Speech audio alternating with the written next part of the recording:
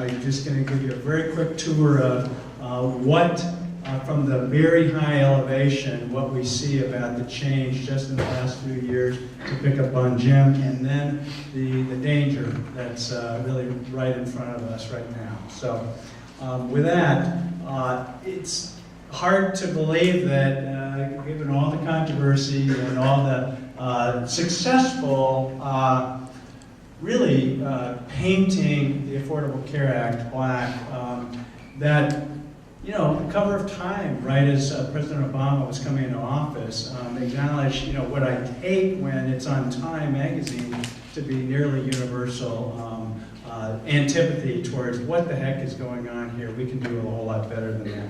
So what happened since then is really remarkable. As Jim pointed out, an absolutely historic expansion. We were diddling around in states and local governments and other things with adding a few 100,000, maybe $1 million or $2 million, the Children's Health Insurance program, which is very wonderful, but still a tiny, tiny thing. And all of a sudden, we were able to get over 20 million people back in, and actually, because of the improved economy that the president also helped rescue, we were able to get millions more back into insurance coverage through their employers.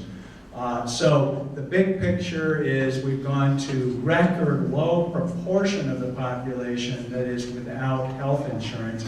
And I guess these black things, we're going to learn a lesson on PowerPoints here.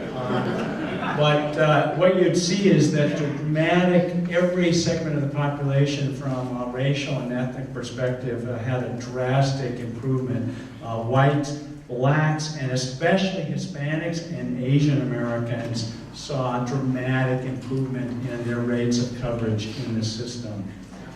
The thing that hasn't been talked about is how much money the Affordable Care Act saved.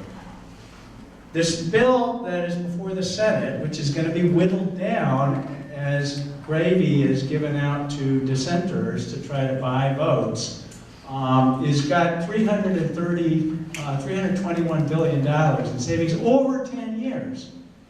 That amount almost has been saved every single year on average since the Affordable Care Act came into play, because the miracle of expanding coverage that we've seen in other countries across the globe over generations is that equity is not the enemy of efficiency. It's the one thing I tell my students. Don't assume that doing better for everybody is actually more expensive. Maybe on day one, but in a very short period of time, you'll have a cheaper and better healthcare system. And so we've seen $2.6 trillion in savings over the forecast of the Congressional Budget Office. And in Medicare, which we're all worried about, you know, many of us are on it or about to get there very soon, and it's saved $455 billion over that 10-year period. Again, not peanuts, especially given that we're spending a lot more, thanks to the Affordable Care Act, on expanded drug assistance for many of you who need multiple medications and therefore rack up a couple $1,000s in prescription costs. It used to be then you were on your own and naked until you got to about $5,000 or $6,000 total of spending. Now, the government keeps paying a very large proportion of that, thanks to the Affordable Care Act. So the point about the Affordable Care Act that Jim started us into, it's not only about health insurance. It's about creating choices when you had to stand on your own 2 feet and buy your own insurance because you didn't work for a large employer. You now have some choices through these exchanges. Not what we would necessarily want is the perfect thing, but the exchanges do provide the model under which you could have a universal statewide pool of multiple insurers, more like Germany or the Netherlands or France, which are very successful healthcare systems, and yet they have lots of insurance options. There's all the preventive coverage at no cost, both for Medicare and for under age 65 insured. You've got a massive expansion of the community health centers in the Affordable Care Act, following on what President Bush did. And then we've got, as I said, filling in that donut hole for Medicare drugs And finally, we have started saving lives. We kill almost 100,000 Americans every year through medical errors, is the estimate of the Institute of Medicine. And we have started seeing some dramatic improvements that are taking us to a better system. And so it's not just about insurance coverage, it's about safer, healthier outcomes for all. So, that was the hope, right? And if anything that the President did delivered hope, I think it's the Affordable Care Act. Now we've got something very, very different. And so the question is, what's this all about? This was taken, a screenshot, just before the election, honestly, as I had to give a talk wondering, like, what the heck's going to happen here? And you can see, pay for the wall. There's two positions that the President-elect had, pay for the wall and healthcare reform.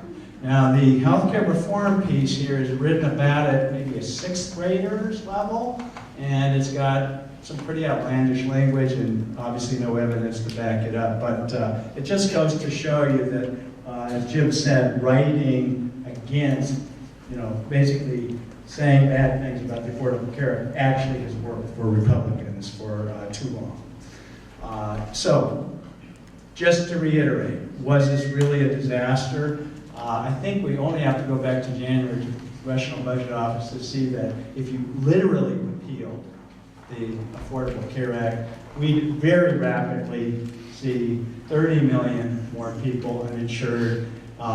Costs go up through the roof despite the fact that a lot of people couldn't get care, and the whole system would basically blow apart. Some people might say that's the only way we're going to get to a single-payer system for all. I think the bloodshed on the way would be unethical and unsustainable.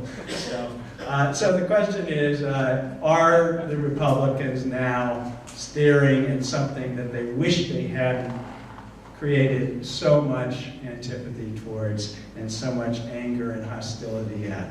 And so that's really what's going on. So very quickly, you've already heard about the Medicaid expansion, which the federal government funded at nearly 100% and still was planning to go at 90%. That would be rolled back, and tens of millions of Americans would lose coverage. In Kentucky, by the way, Raul, 1 out of 3 state residents are on Medicaid. Even more perplexing why Senator McConnell would be interested in this. The individual mandate is something that Republicans absolutely hate, even though it was their idea in the first place. And yet they would find ways to punish people for not continuing and maintaining coverage over anything over 2 months, either by giving some kind of penalty to buy back in, or you have to wait. And obviously some people would die waiting to get back into the insurance pool. So I think the secret thing that is most at stake here is the essential health benefits. This is something that all other systems across the globe standardize the basic care that everybody in the country is going to get, whether you have one insurance program or whether you have lots of, even dozens or hundreds of insurance companies. And this is the one thing that would get at pre-existing conditions by letting insurance companies design plans that are explicitly to avoid getting young, could-be pregnant women, getting people with mental health conditions, getting people who've had a substance abuse history, getting all kinds of folks who already have demonstrated they've got some chronic conditions. So this is the thing that needs to be preserved and not sent to the states for options, because the CBO said they think half the states would actually take that up, and that's really dangerous. The one thing, the big movement in the worldview is, instead of setting up premiums based on income, it would just be on age, much more strongly on age, and you would see, because of pre-existing conditions and gender and other stuff, creeping back in, which are forbidden under the Affordable Care Act. Why should women be treated differently than men? Why should children, be treated differently than adults? We need to take care of everybody.